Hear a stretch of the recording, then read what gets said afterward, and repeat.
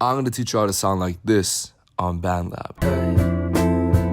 You can download this preset, link in the description,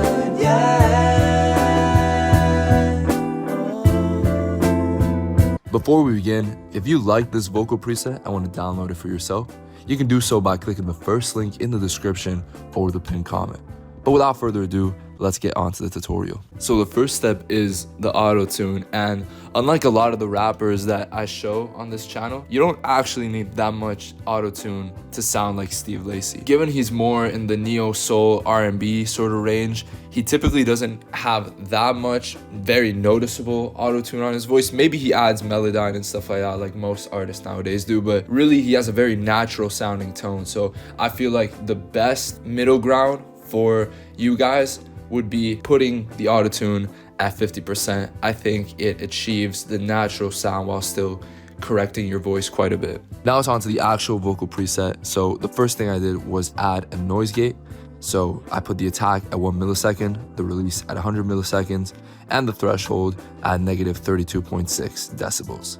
Then I went to the EQ, and what I did was I didn't touch the lows. The mids, I put them at negative 2.1 decibels, the mid sweep at 584 hertz. And for the highs, I only really boosted it by 0.3 decibels. Then I added another EQ. For this one, I added a little more detail. So in the 100 hertz category, I put negative 4.4 decibels. At the 200 hertz, I put 2 decibels. 400 hertz, I put 2.2 decibels. At 800 hertz, I put 2.4 decibels. At 1.6K, I put only 0.6, and I didn't touch anything else. Left it at 0. The de-esser, I put the frequency at 9,000 with a threshold of negative 1.8 decibels. This helps combat the really sharp and harsh S sound that'll appear in your mix often.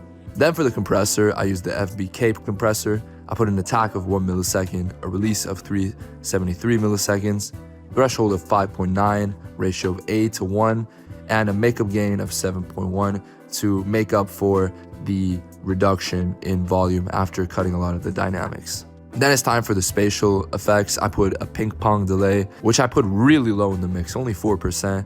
The left and right delay, I put the same at an 1/8 triplets beat. Then I put the feedback at 9% with a cutoff of 1,400 hertz, and I spread it to 100% to give it a really stereo sound.